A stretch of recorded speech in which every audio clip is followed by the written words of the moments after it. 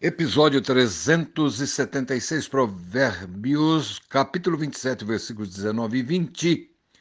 Como na água o rosto corresponde ao rosto, assim o coração do homem ao homem.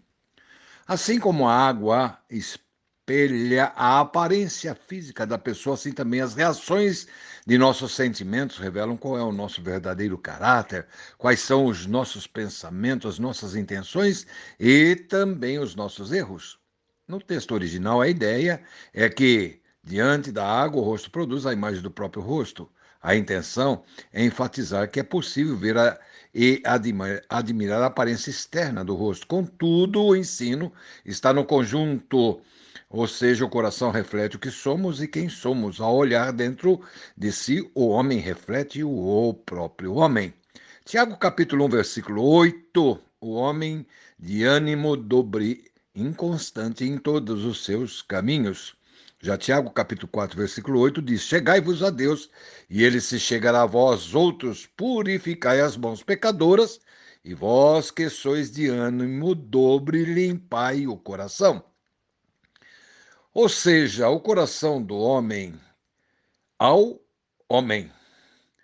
Se na água pudesse revelar as reações humanas, quantas surpresas desconcertantes de corar o rosto teríamos contrariando o exterior com o interior. Provérbios capítulo 27, versículo 20. O inferno e o abismo nunca se fartam e os olhos do homem nunca se satisfazem.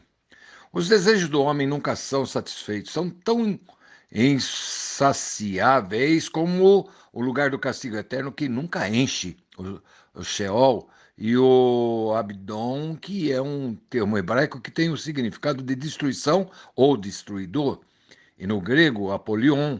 Em Apocalipse capítulo 9, versículo 11, nos diz: E tinha sobre eles como seu rei o anjo do abismo, cujo nome em hebraico é Abaddon, e em grego Apolion. Seu nome, tanto no hebraico como no grego, significa destruidor. Há uma hierarquia de poder entre os demônios, assim como há entre os santos anjos. Aparentemente, o anjo do abismo é um dos líderes mais confiáveis de Satanás, ou possivelmente o próprio Satanás. Deus nos livre.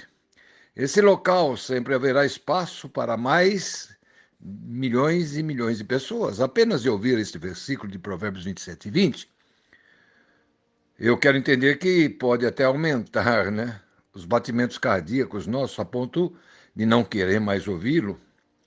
A vida dos humanos, em qualquer idade ou classe social, irá um dia findar.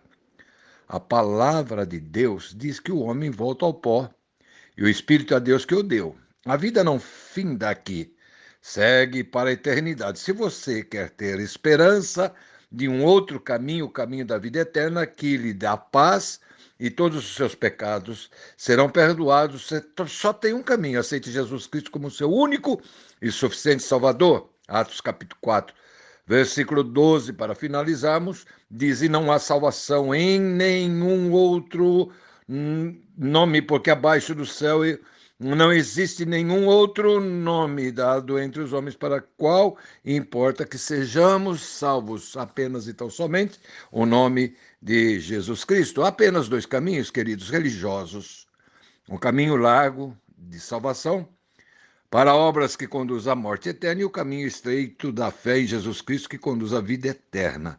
Arrependa-se, se você ainda não o fez, dos seus pecados, aceitando Jesus Cristo, o Nazareno, e você estará firme no caminho que leva para a vida eterna. Um abraço.